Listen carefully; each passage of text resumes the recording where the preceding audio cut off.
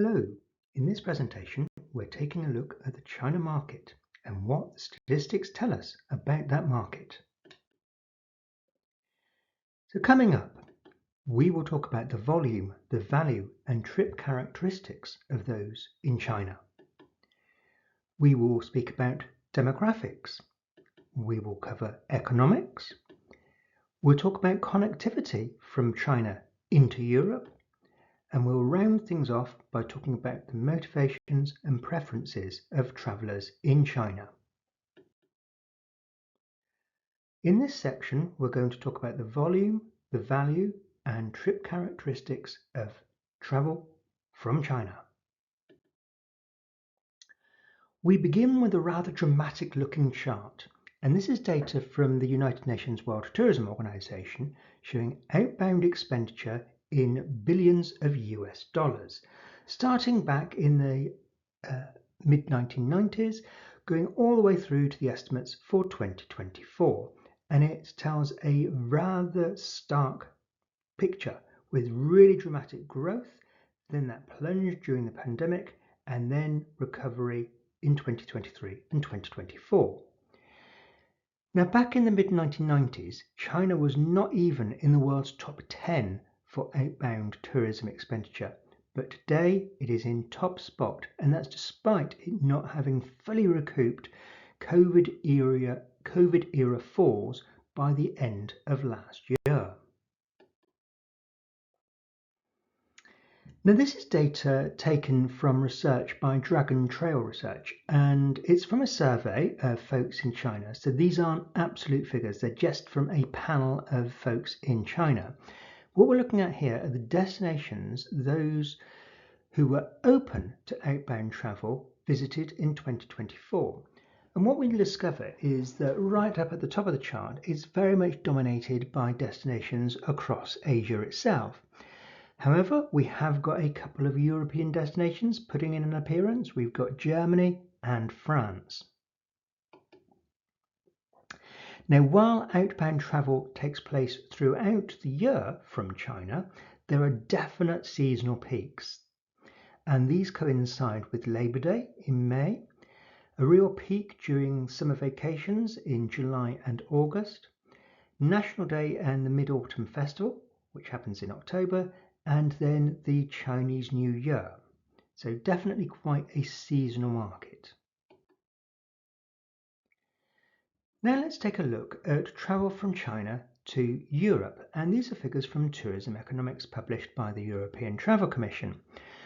The bar over on the left-hand side is telling us that back in 2019, there were close to 15 million outbound trips from China to Europe. However, by last year, that had almost halved down to 7.6 million. But tourism economics also are in the business of forecasting, and over on the far right hand side we can see that they reckon by 2029 the tally will have exceeded 20 million annual visits from China to Europe. So that would be more than a third up on where we were back in 2019. At present, roughly 11% of all outbound travel from China is destined for Europe, but again, if these forecasts are correct, this is projected to increase to 14% by 2029. If we take a look at data from Eurostat, we can explore how the number of bed nights from China in all forms of paid accommodation across countries covered by Eurostat changed between 2019 and 2024.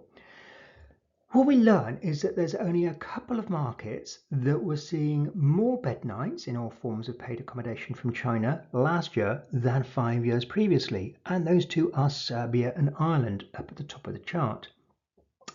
Whereas there are a number of big hitting destinations down towards the bottom that have seen really substantial reductions in bed nights, including the likes of Germany, Italy and France.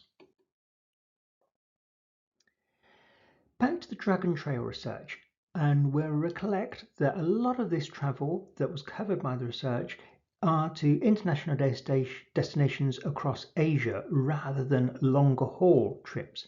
But what we're looking at here is a distribution of booking lead time for those outbound trips. And we see that a third are booked within a month of travel, another 3 in 10, 2 months before travel, and then close to 1 in 5, 3 months. So quite a lot of travel outbound that is international from China is being booked relatively close to the time of travel. What about the duration of outbound international trips from China? Well, what we learn is that the most popular duration, with 45% share of this particular pie chart, are lasting 4 to 7 nights. However, we have got 30%, so 3 in 10, that are lasting between 8 nights and 14 nights. Here I'm looking at data from the International Passenger Survey in the UK, analysed by Visit Britain. And this particular question explores who visitors from China came to Britain with. What we discover is that it's roughly 30% for both travelling on their own and then travelling with a spouse or a partner. But compared with the average market, what we can say about China is that those visiting are more likely to be travelling as part of a tour group and less likely to be travelling on their own. So what we can see here is down at the very bottom of this chart, we have got 1 in 10 who took part in the International Passenger Survey said that they were travelling as part of a tour group. What's the journey purpose mix of those who visit Britain from China in 2024? Quite a broad range of trip purposes going on here, but we can see that in lead position with a 42% share are holiday trips, followed by 29% who are visiting friends and relatives. We'll touch on this again a little bit later, but notice the purple chunk of this pie. 1 in 10 of those visiting Britain from China in 2024 were here for study reasons. In this section, we're going to talk about the importance of demographics and how that plays a role in travel from China. We'll begin with data from the United Nations, which is covering estimates and projections of the population of China from the turn of the century through to 2050. So we can see from the shape of the line on this chart a gentle rise and then a gentle fall. And China's population peaked in the early 2020s, and India is now the world's most populous nation. United Nations projections suggest that the population of China will decline by around 150 million over the next quarter century, but that the share of the population aged 60 plus is set to increase from 22% today to 40% by 2050. So some fundamental and really dramatic changes in the scale and the age distribution of the population in China. So just remind ourselves there, 150 million fewer folks in China, if these projections prove correct, by 2050 than at present. Let's take a look though at the distribution of the current population of China by age group, and most chunks of this pie chart have a decent share.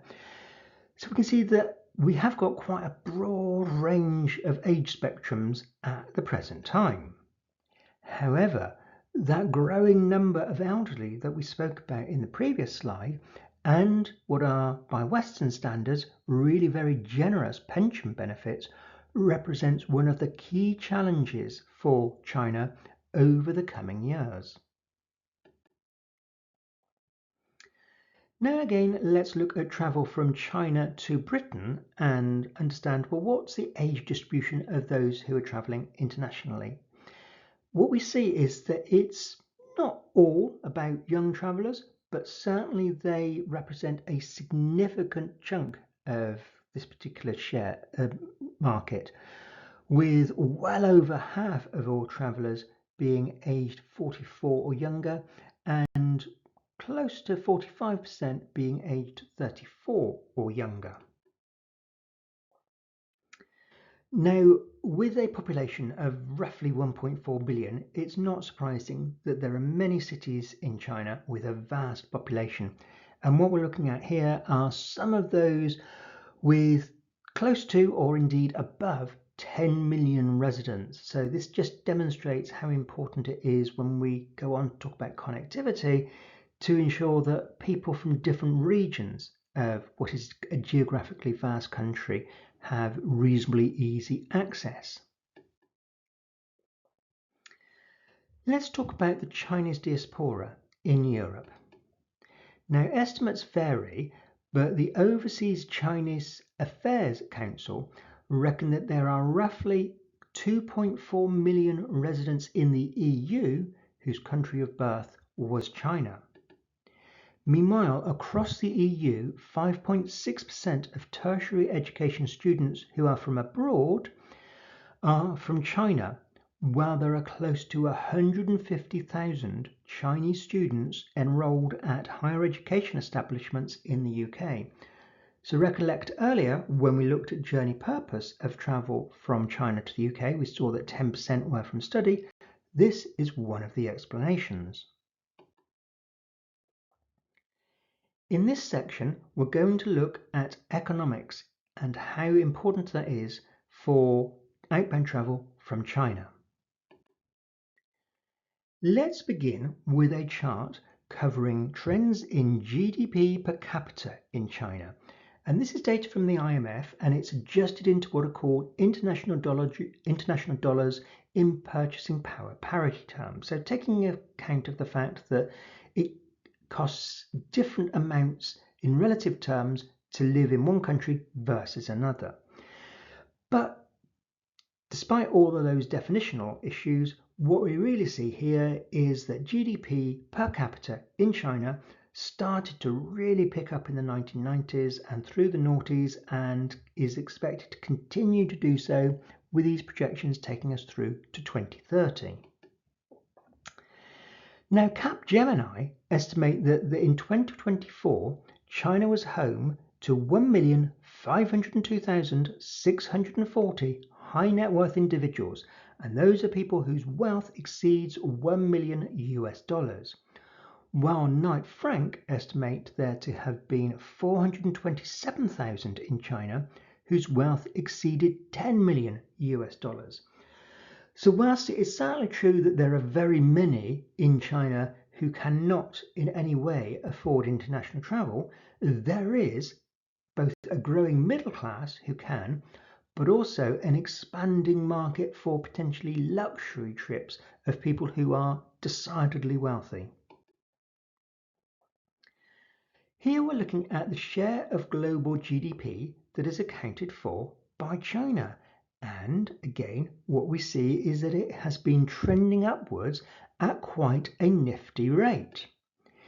While it depends on the exact measure that we're using, most economists reckon that China is, or very soon will be, the world's largest economy. How has the Chinese economy been growing in recent times, and what is expected to be the story for the next year or two? Well, again, here we're back looking at IMF data. And now many countries across Europe would be really very envious if they were able to talk about GDP growth of 4 or 5% per year. But by recent historic standards, this is relatively weak growth from China, and we can see that the IMF reckon it's going to continue to drift downwards to about 4% next year. And now China faces multiple economic headwinds. They include the tariff uncertainties that are so often in the news at present, the aging population that we spoke about in the demographic section, and a really debt-laden property sector, which is one of the reasons that the Chinese authorities are trying to diversify the economy into things such as high-tech, AI, robotics. Let's look at data from the OECD that tells us about consumer confidence in China, and this is monthly data going all the way back to 1990. So we can see that over the past couple of years, consumer confidence in China plunged somewhat. It has definitely stabilized, but things are not as rosy in terms of consumer confidence as they were just 3, 4, 5 years ago. One of the determinants of where international travellers go to is how affordable a destination is going to be. And something that very much plays into that is what the exchange rate is. So this chart is looking at the cost of a euro for those visiting from China each month since 2005. And for most of the period, we can see that the line on the chart was gradually drifting downwards, suggesting it was getting relatively cheaper for those in China to come to Europe. But notice over on the far right hand side, starting to tick up somewhat. So getting a wee bit more expensive to come to Europe from China in recent months. In this section, we're going to talk about connectivity from China to Europe.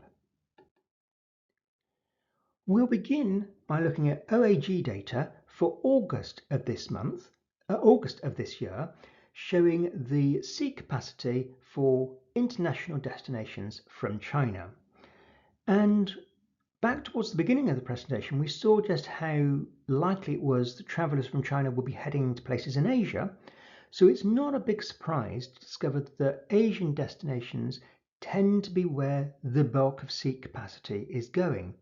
However, we do see that there are some blue bars on this chart, so Europe is on the action. We've got the United Kingdom, we've got Germany, Italy and France all featuring in the top echelons of seat capacity outbound from China in August of this year. But it's worth noting that only 16% of seat capacity to from airports in China is international, the rest being domestic. However, it's that international seat capacity that is increasing at a much faster rate than is domestic seat capacity. Underscoring the importance of geopolitics and indeed trade, back in August of 2019, the US was 6th in the league table. Today it is 14th.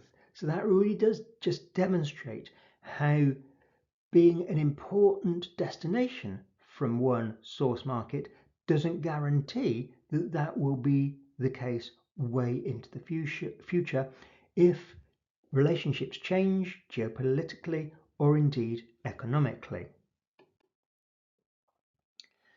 Let's look at the evolution in the number of daily flights between China and Europe. So 3 bars on this particular chart, 2019, 2023 and 2024. And this is data from Eurocontrol. What we can see is that there were 272 flights a day back in 2019. Last year, that was, in 2023, that was 196. And in 2024, it had crept back up to 283. So connectivity last year was slightly ahead in terms of average number of daily flights than had been the case 5 years earlier. But by contrast, on a typical day in 2024, there were 1,088 flights between the USA and Europe.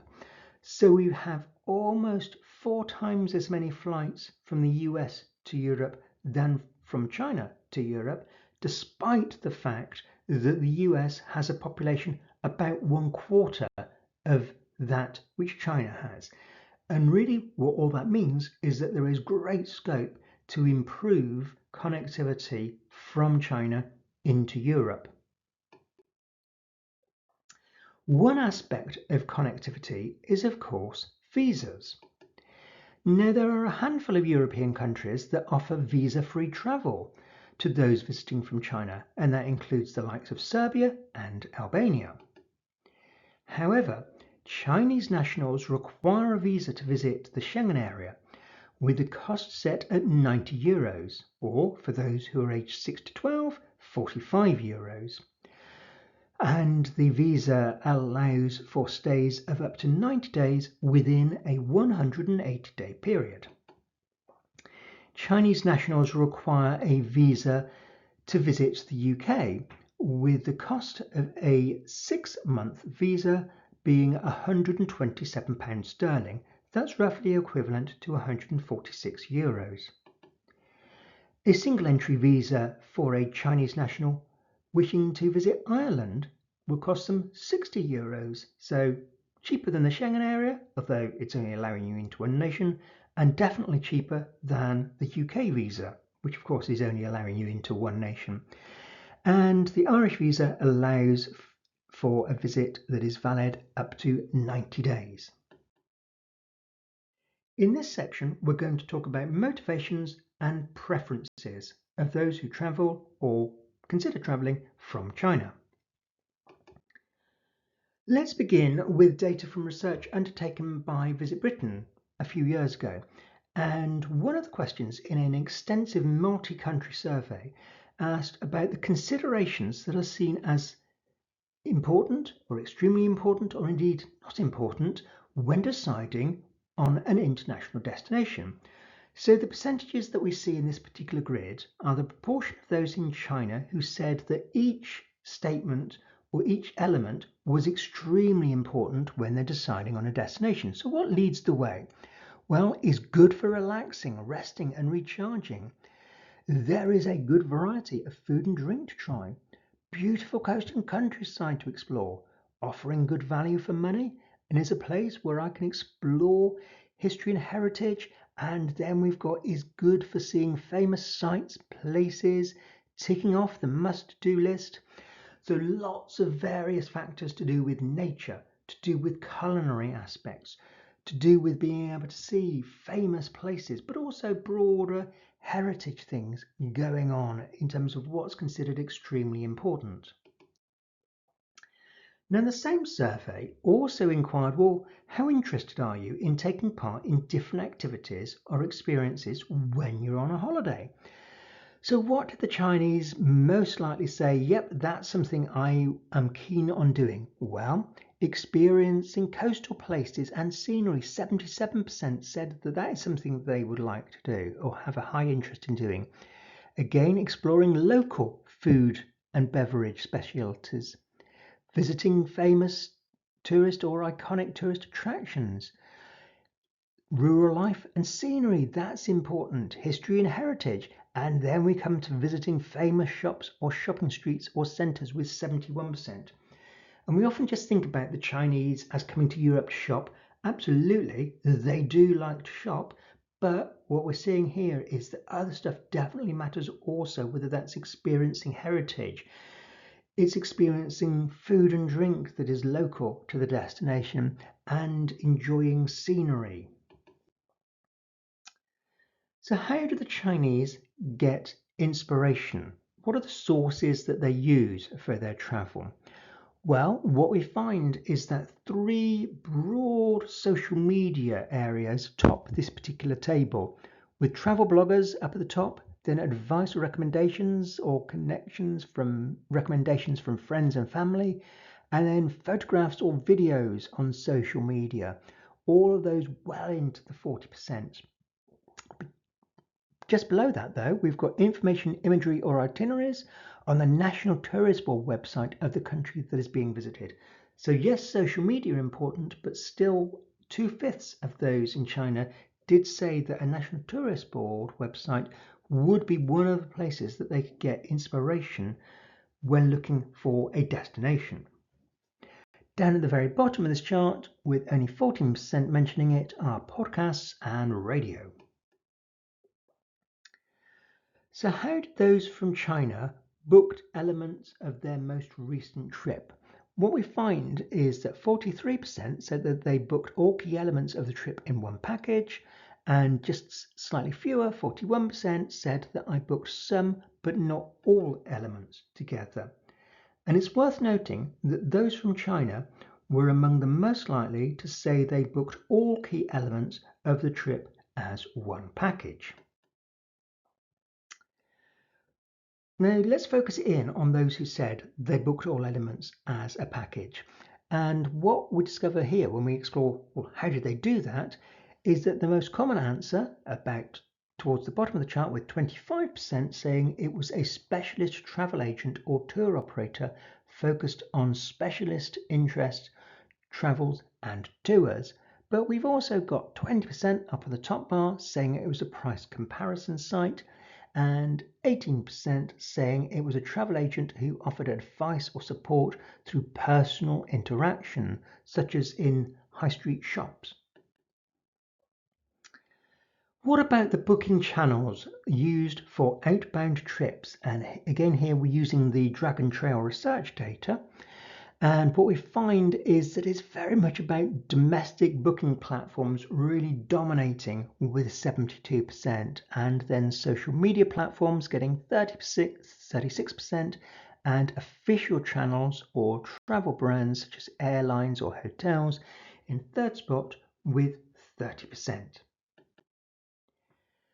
So just a reminder, there is a great deal more insights and reports that you can find summarized on the ETOA Insight Hub. Thank you very much.